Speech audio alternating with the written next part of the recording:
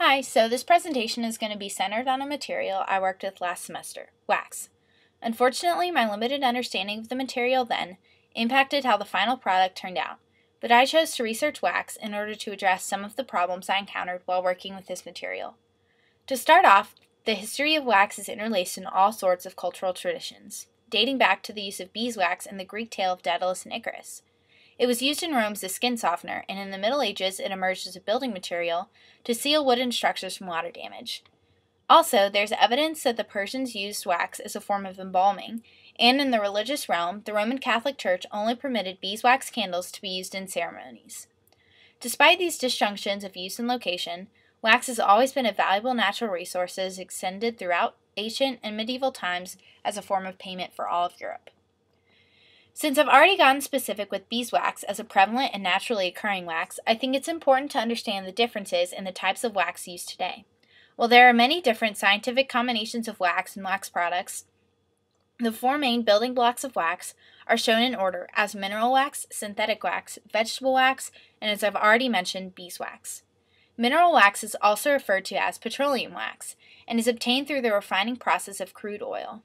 You can see a picture of the dark brown chunk of wax on the right that shows what petroleum looks like after it's been refined. It's often used as sealants, cleaning products, Teflon, and weirdly enough, chewing gum base. However, the degree of toxicity depends on how much the wax is refined from the oil. Contrasting mineral wax, vegetable wax is very similar to beeswax, in that it's a naturally occurring wax. Vegetable wax comes from plants like carnauba trees that resemble palm trees very closely, and the picture on the right is a close-up of a carnauba leaf in South America. The wax is made through beating the dried palm leaves and then refining the wax that comes off of them. Vegetable wax also has a slick and wavy texture to it, so it's commonly used in polishing agents, candles, cosmetics, and oil paste. Next is synthetic wax, which is also referred to as polyethylene wax. And an interesting distinction of this wax and its comparability with the other waxes is its compatibility with polar substances like water.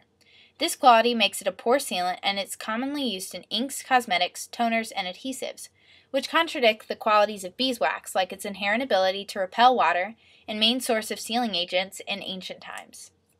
However, both beeswax and polyethylene wax are used in various types of cosmetics.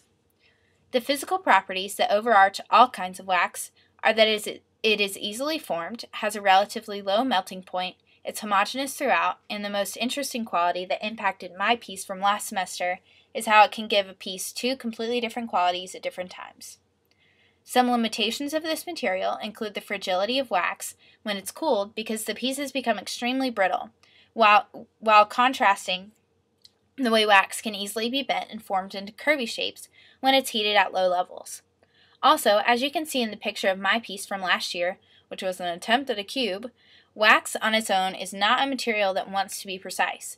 It requires a mold or boundaries of other materials in order to create that accuracy that's not present when you try to mold it in its heated state. However, an object that most clearly describes both the limitations and advantages of wax is a candle. It's both the solid structure of the cold wax and the destruction of form through the melting of wax. I think it's interesting how an object can be both sustaining and destroying itself at the same time. Another artistic use of wax comes from the area of encaustics, which began as far back as 5th century BC, when it was used to decorate warships, and this practice was documented in Homer's account of Troy. The famous Fayum portraits are also excellent examples of the integration of Greeks into Egypt after Alexander the Great conquered much of the Middle East.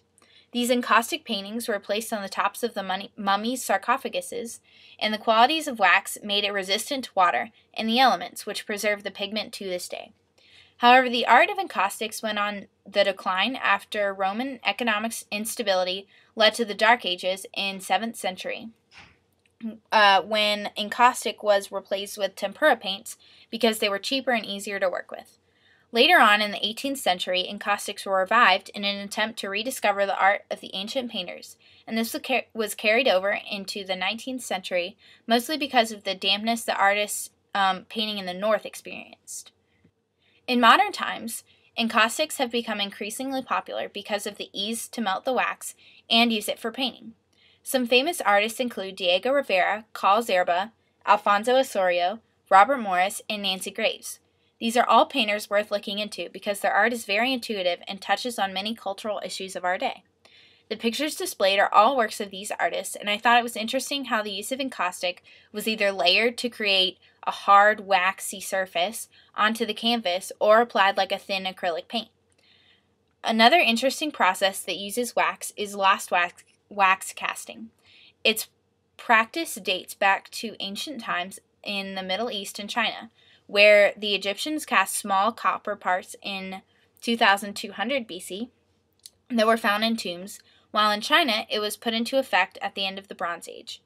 In 600 to 500 BC in Greece, we see it practiced using almost the same method as we use today, and in the famous Charioteer of Delphi, which is at the bottom right, there's evidence of parts being made of the lost wax casting, as well as in Africa where primitive casting techniques are used to this day by the descendants of the Ife and Benin tribes, and these methods are known as Ashanti casting. On our side of the world, we have evidence that the Aztec civilization also used lost wax casting to make their golden jewelry, and it was similarly practiced in the Chavín culture of South America. A modern application of wax casting includes dentistry, jewelry casting, and industrial machinery. In 1907, lost wax casting was used to make gold tooth inlays, and today, the heavy portioning of large materials makes the individual parts key in mass production. Some of these parts include agricultural sprockets and automotive parts. The process of lost wax casting begins with making the desired object out of wax and also attaching rods of wax called sprues into the object. Then the entire piece is encased in plaster of Paris or another type of investment mold because it's important that some of the sprues are sticking out of the mold because that's where the metal will be poured in. Once the mold is dry, you need to place it near a fire so that the wax melts away, and then pour the metal into the mold, and once it is solidified, you break the mold to retrieve the metal object within. As you can see in the picture, the statue is going through the process of removing the investment casting. The metal attachments are the sprues, and as you can see eventually, all the sprues will be removed and the piece will only contain the original model that was made of wax. The diagram shows the process of casting from model to mold to breaking the mold and getting to the finished product. It's very important to remember that lost wax casting is the only way to make metal this precise. Metal is unlike stone or wood, where we can carve into the material or chip away at it with ease. Precision in the form can only be created when metal is hot, which means it requires some form of casting. The use of lost wax casting makes wax more of an enabler since metal is the final material that the piece will come out in. However, the transformative qualities of wax make it one of the only materials that could work correctly in this process, which contributes to the unique identity of wax as a material.